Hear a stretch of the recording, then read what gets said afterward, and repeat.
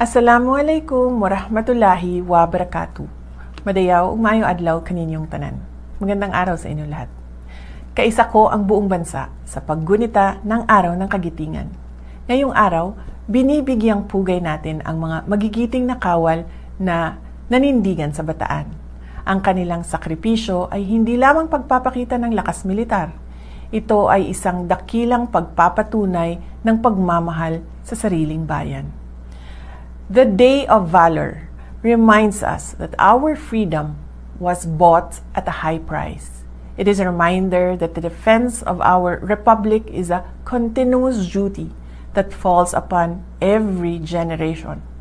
Today, valor is found in our courage to protect our sovereignty and our discipline to uphold the rule of law.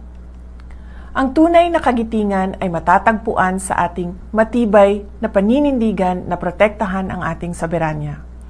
Ang anumang pagtatangka ng mga banyagang institusyon na manghimasok sa ating hustisya ay isang tuwirang hamon sa kalayaang ipinaglaban ng ating mga bayani sa Bataan. May kakayahan tayong pamunuan ang ating sarili at pairalin ang ating sariling mga batas sa ilalim ng ating sariling mga hukuman. Kagaya ng ating mga bayani sa Bataan, huwag tayong sumuko. Harapin natin ang mga hamon ng ating panahon, taglay ang parehong diwa ng katatagan.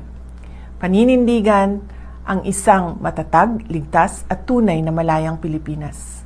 Isang makabuluhang pagunita ng Araw ng Kagitingan sa inyong lahat. Mahalin natin ang Pilipinas para sa Diyos sa bayan at sa bawat pamilyang Pilipino. Syukran.